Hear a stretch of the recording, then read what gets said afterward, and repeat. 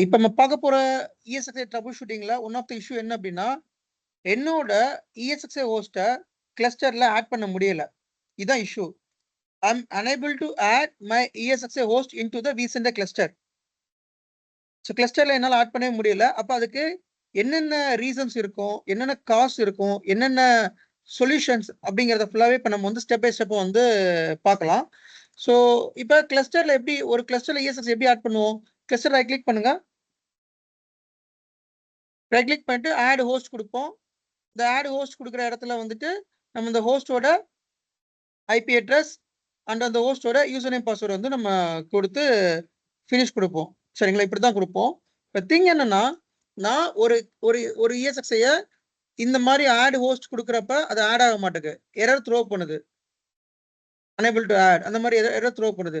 அப்ப என்னென்ன பாசிபிலிட்டீஸ்லாம் இருக்கும் அப்படி சொல்லி பார்க்கலாம்.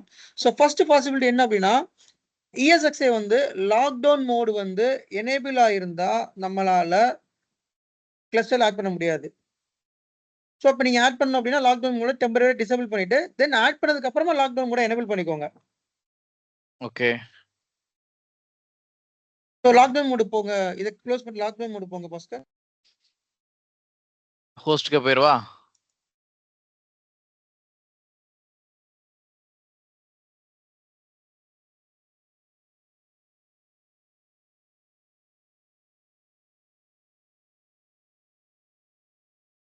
மோட வந்து 2 விதமா எனேபிள் பண்ணலாம், டிசேபிள் பண்ணலாம். ஒண்ணு vCenterல இருந்து பண்ணலாம். இன்னொன்னு ESXi ஹோஸ்ட் லெவல்ல பண்ணலாம்.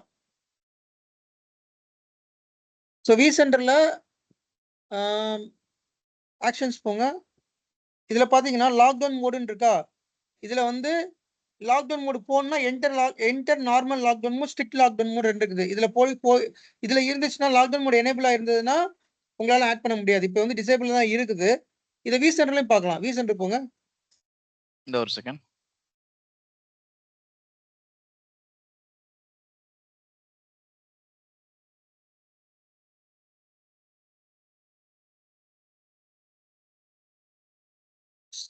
இல்ல. vCenter போயிட்டு இதுல போங்க. கான்ஃபிகர் போங்க. Configure security profile.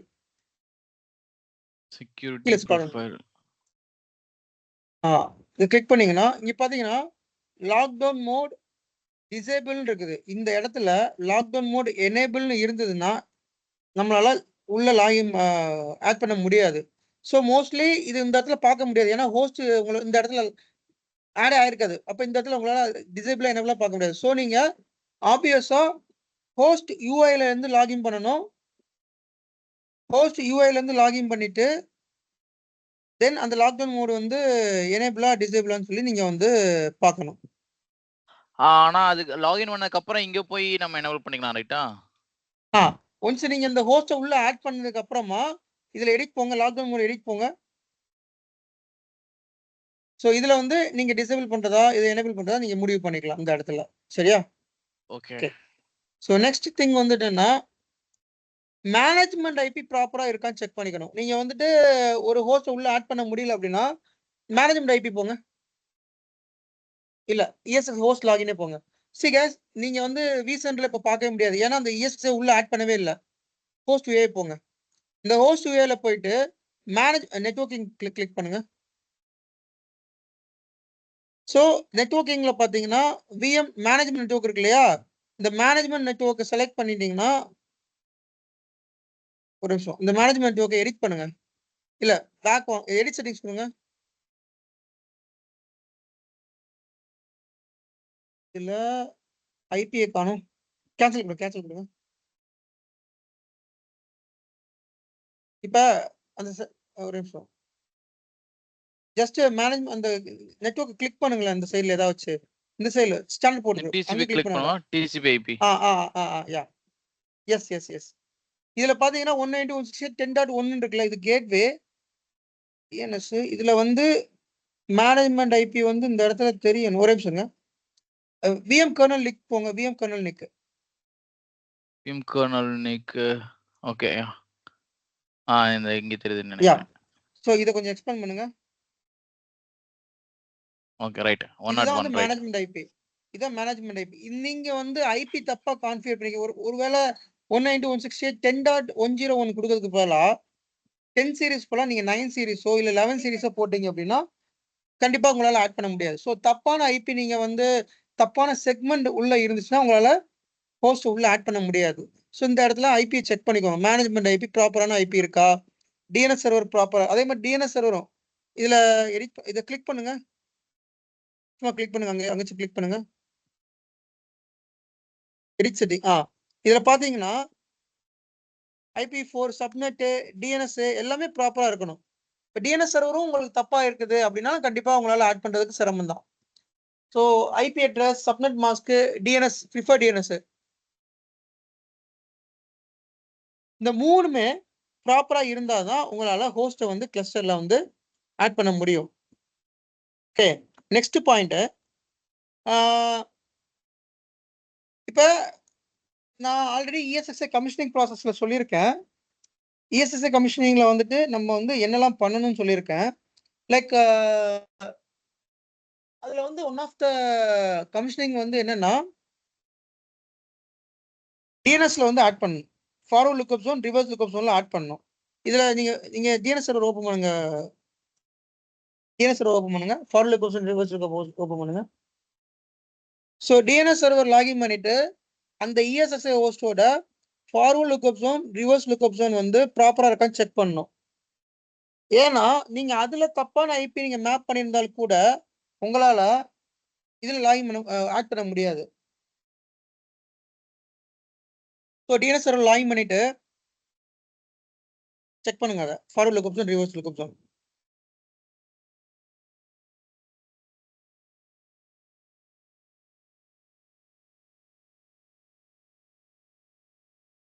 டிஎன்எஸ் போங்க. இந்த 1 செகண்ட்.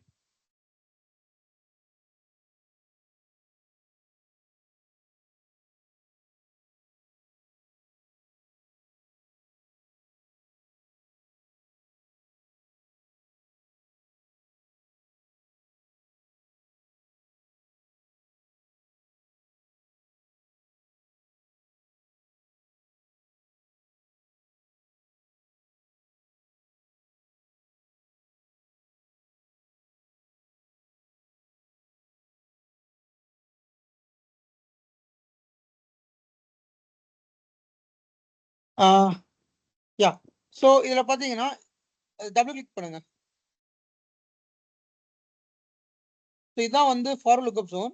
Double click. இதுல பாத்தீங்கன்னா இந்த டிஎன்எஸோட ஃபுல்லி குவாலிஃபைட் டொமைன் நேமும் ஐபி அட்ரஸும் ப்ராப்பரா இருக்கான்னு செக் பண்ணணும். இதுல தப்பான இதை நீங்க கொடுத்துருந்தீங்கன்னா கண்டிப்பா உங்களால இதுல கிளஸ்டருக்குள்ள ஆட் பண்ண முடியாது. ஸோ இதை ஒரு பாயிண்டா நீங்க ஆட் பண்ணிக்கோங்க.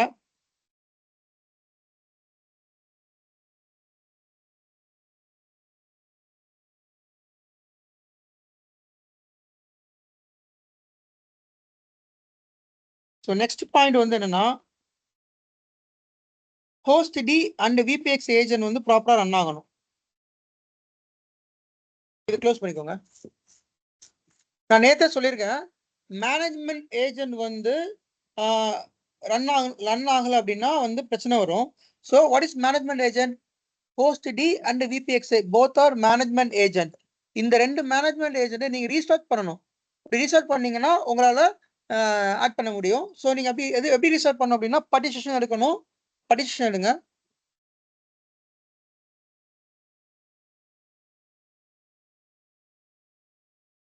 பார்ட்டிஷன் எடுத்துட்டு உங்களோட ஹோஸ்ட் எடுத்துட்டு நீங்க இந்த கமாண்ட் பிங்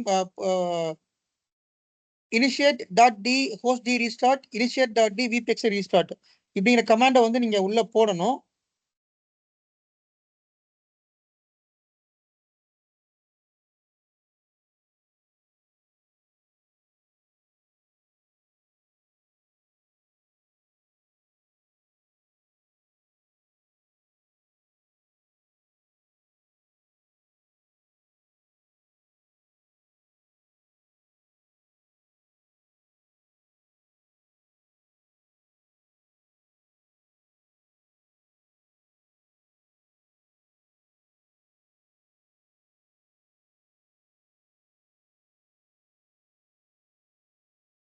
இதுல அந்த கமெண்ட் பின் பண்ணி பாருங்க பாஸ்கர்.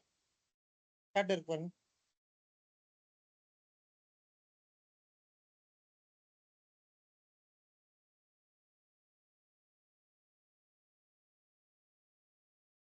சாட்டை கிளிக் பண்ணுங்க. ஸோ இந்த initiate.d host d restart இந்த ரெண்டுமே நீங்க வந்து ரெண்டு ஏஜென்ட் ரீஸ்டார்ட் பண்ணணும். So host d is used to communicate between the ESXi and the VM kernel VM.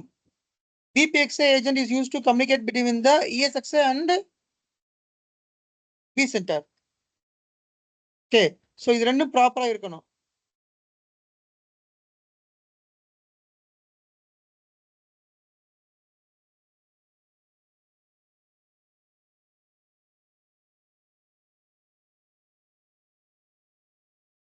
இதை ஒன்னொன்னா ரன் பண்ணுவா? ஒன்னா ரன் பண்ணுங்க.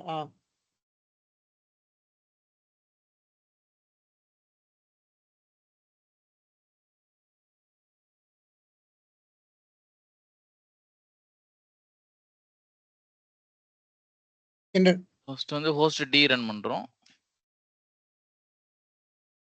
ஸோ ரன் பண்ணதுக்கு அப்புறம் அந்த சர்வீஸ் ஸ்டாப் ஆகும், தென் அதுக்கடுத்து ஸ்டார்ட் ஆகும். அதுக்கடுத்து VPXi வந்து ரன் பண்ணணும்.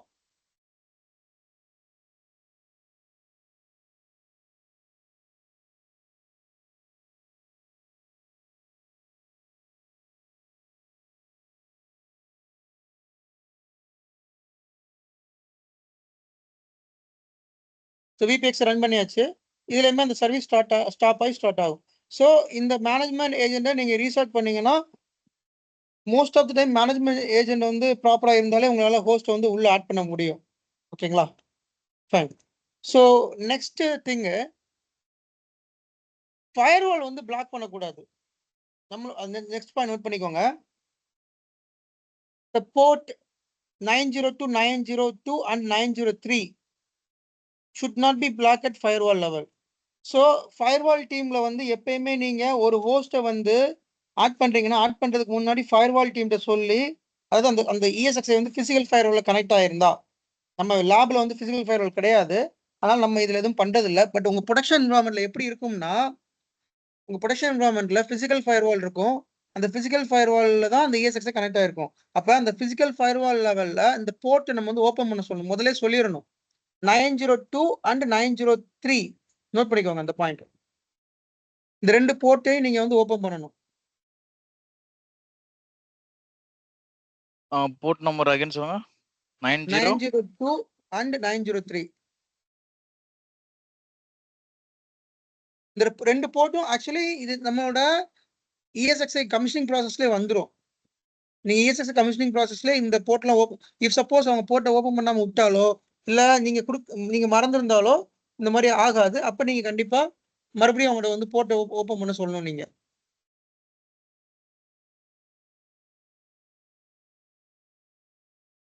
902 இருக்கு பாத்தீங்களா, அந்த இன்கமிங் போர்ட்ல 902 இருக்கு பாத்தீங்களா? இந்த இருங்க எடுக்கிறேன். 902 அந்த இருக்கு. சோ 902 போர்ட்டையும் 903 போர்ட்டையும் வந்து நீங்க வந்து ஓபன் பண்ணணும். இது பை டிஃபால்ட்டா எனேபிள் தான் இருக்கு இதுல. பட் ஃபயர்வால் லெவல்ல எனேபிள் பண்ணாதான் கம்யூனிகேட் ஆகும். ஃபயர்வால் லெவல்ல ஓபன் பண்ணனும் இந்த போர்ட்டை. இது NFC ரைட்டா? NFC. நான் போர்ட்டை பத்தி ஒரு கிளாஸ் தனியா எடுக்கிறேன் பாஸ்கர். ஓகே. என்னென்ன போர்ட் எல்லாம் வந்து யூஸ் ஆகுது அது தனியா எடுக்கிறேன் நான். இப்போதைக்கு இதை மட்டும் நோட் பண்ணிக்கோங்க. சரியா? ஃபைன். நெக்ஸ்ட் பாயிண்ட் போட்டா ஃபயர்வால் வந்து எனேபிள் இருக்கணும் சார். ஃபயர்வால் என்ன எனேபிள் இருக்கணும். இந்த 902 and 903 வந்து ஓபன் இருக்கணும் போர்ட். இல்ல சிவகுமார், ஆக்சுவலி என்னன்னா ஃபயர்வால் டீம் தனியா இருப்பாங்க. நீங்க ஃபயர்வால் டீம் ஒரு மெயில் போடணும். ஃபர்ஸ்ட் என்ன மெயில் போடணும் அப்படின்னா, இந்த மாதிரி இந்த ESXi வந்து IP அட்ரஸ் இது, இந்த ESXi வந்து இந்த லொகேஷன்ல இருக்குது, இதோட ஃபயர்வால் IP இது. ஃபயர்வால் IP உங்களுக்கு தெரிஞ்சா கொடுக்கலாம், தெரியாட்டி விட்டுக்கலாம். நீங்க ப்ளீஸ் ஓபன் த பிலோ போர்ட்னு சொல்லிட்டு இந்த போர்ட்டை நீங்க மென்ஷன் பண்ணி ஓபன் பண்ண சொல்லணும். அதுல வந்து 902 443 ஒரு நிறைய போர்ட் ஒரு லிஸ்ட் இருக்குது. இந்த லிஸ்ட் ஆஃப் போர்ட் நீங்க ஓபன் பண்ண சொல்லணும். மெயில் போட்டீங்கன்னா ஆல்ரெடி இது ஆக்சுவலி கமிஷனிங் ப்ராசஸ்ல வரும். ஓகே. இது ஒன் ஆஃப் த வந்து ட்ரபிள் ஷூட் இல்லீங்களா? ஹோஸ்ட் ஆட் பண்ணாம போயும்போது இது ஒன் ஆஃப் த ஆமா, செக் பண்ணி பார்க்கணும். நீங்க ஃபயர்வால் டீம்ட்ட தான் கேட்கணும். ஃபயர்வால் டீம்ட்ட சொல்லி இந்த மாதிரி போர்ட் ஓபனா இருக்கான்னு செக் பண்ணிக்கோங்க ஒருக்கா. Okay. Okay, I will go to next. Then அதுக்கடுத்து பார்த்தீங்கன்னா, ESXi லைசன்ஸ் வந்து எக்ஸ்பைரி ஆனா கூட நம்மளால ஆட் பண்ண முடியாது. ஸோ இப்போ பார்த்தீங்கன்னா, எல்லாத்துக்குமே வந்து ESXi வந்து 60 டேஸ் எவால்யூஷன் பீரியட் உண்டு. எவால்யூஷன் பீரியட் முடிஞ்சிருச்சு அப்படின்னா, ஆட்டோமேட்டிக்கா ESXi லைசன்ஸ் வந்து எக்ஸ்பயர் ஆயிரும். ESXi லைசன்ஸ் எக்ஸ்பயர் ஆயிடுச்சுன்னா, நம்மளால ஹோஸ்ட்ட உள்ள ஆட் பண்ண முடியாது. ஈவன் உங்க ஹோஸ்ட் டிஸ்கனெக்ட்ல இருந்துச்சுன்னா, லைசன்ஸ் எக்ஸ்பயர் ஆனாலும் டிஸ்கனெக்ட் ஆயிரும் உங்க ஹோஸ்ட்.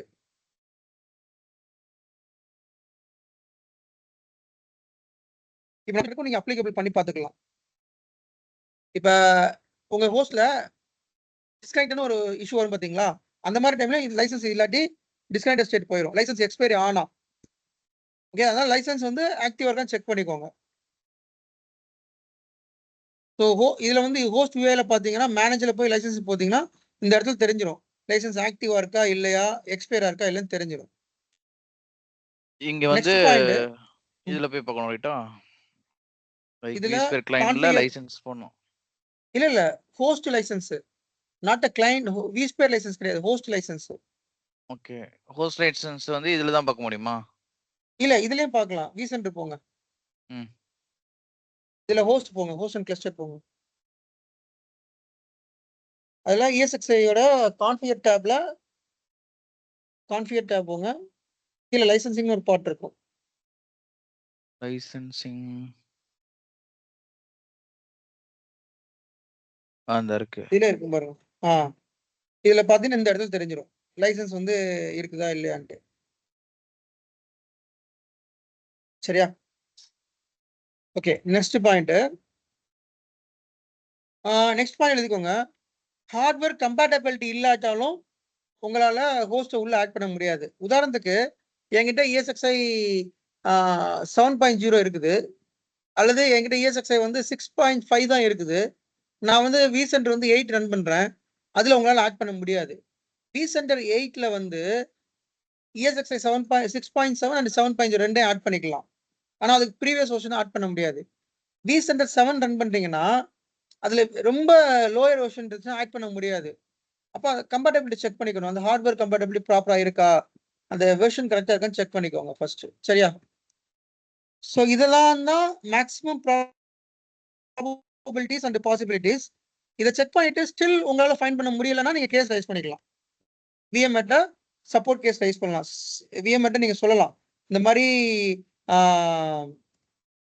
இந்த ஸ்டெப்ஸ் எல்லாம் ஃபாலோ பண்ணோம். ஸ்டில் எங்களால வந்துட்டு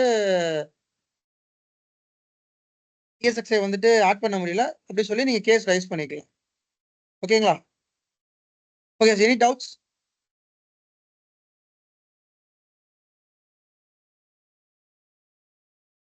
டவுட் இருந்தா கேளுங்க. இல்ல let's close the session.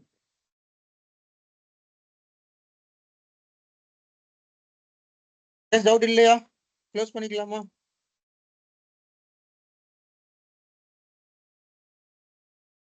Fine. Then okay, let's close the session. जी. हाँ. हेलो जी.